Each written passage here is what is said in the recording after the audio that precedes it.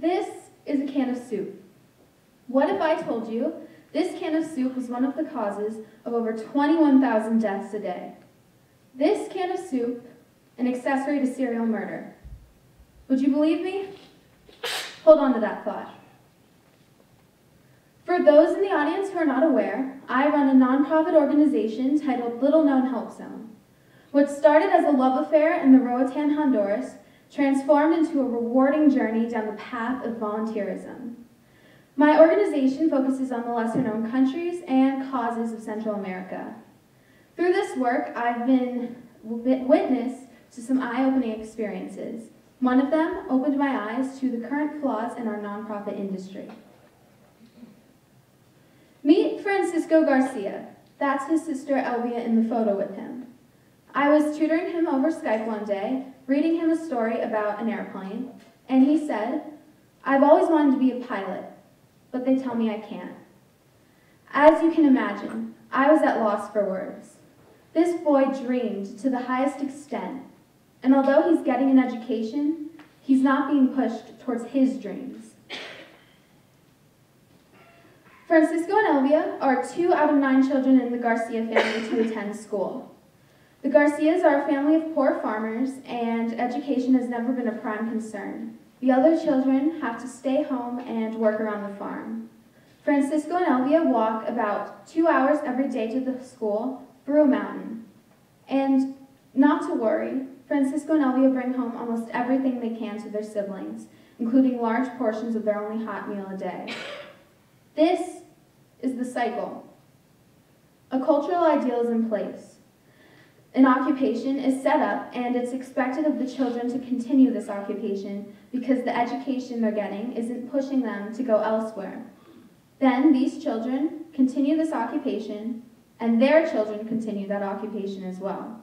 This goes on, and essentially, this is the poverty cycle. Now, for a more tangible connection, I will turn to physics. Friction is the resistance an object encounters as it moves over another surface. There are 2 types of friction, static and kinetic. Static friction is the larger force, and this is experienced when trying to get the object in motion. Kinetic friction is the secondary force that occurs while the object is in motion, and it is the lesser of the 2. Now, let's turn to a different interpretation. Here is a different friction graph with a few different labels. First, you have a child with an idea. This could be any idea, such as an occupation or an invention, anything really. Then, in place of static friction, you have the initiation of the idea.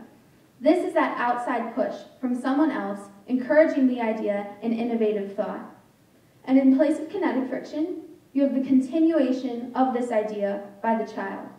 Effort's still being applied, but this is by the child, not by an outside force. So how does Francisco, the poverty cycle, and friction all tie together? It's about ideas. Ideas are the key to breaking the cycle. Children go to school and they're being taught things, but they're not being pushed in a certain direction.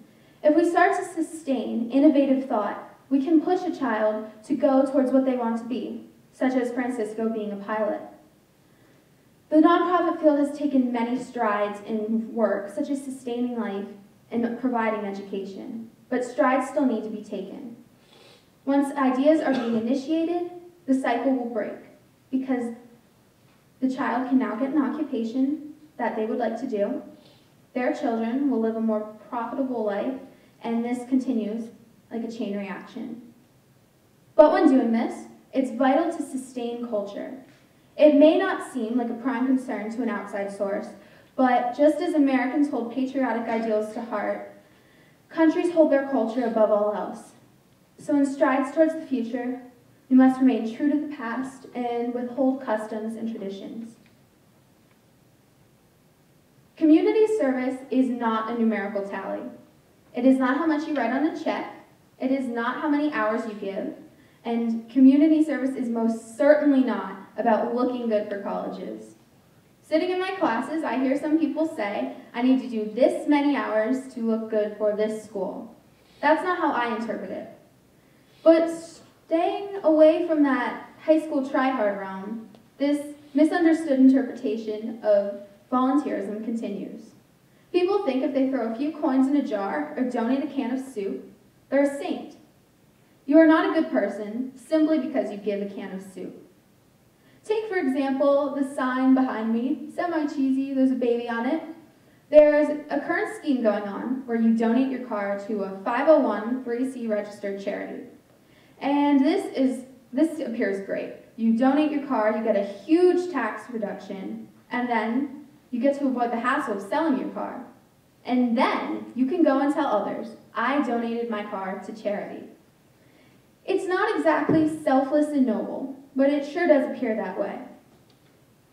Don't get me wrong, these actions are appreciated, but they lack a certain amount of thought, something that needs to be restored. Instead of empathizing with others, putting ourselves into other people's shoes, saying we feel bad and trying to fit in their situation, we need to start recognizing our motivation. We need to ask ourselves, why are we doing this? Reverse empathy. So, where does this murderous soup can come into play? Everyone gives. I know there's a current thing going on at school where people are giving food for a drive, and it's a great thing. And it's easy to give for the audience and fake virtue, but it's about care and investment. Of course, the soup can itself isn't killing thousands a day. It's that lack of investment with the can, that lack of thought, that lack of care. It's where community service turns wrong. It's when you don't care where something's going. It's when you do it for the social accolades and praise. It's when it's about the show and not the action itself. So, next time you give, I'd like you to ask yourself a very simple question. Why am I doing this? And hopefully the answer will be for the right reasons. Thank you.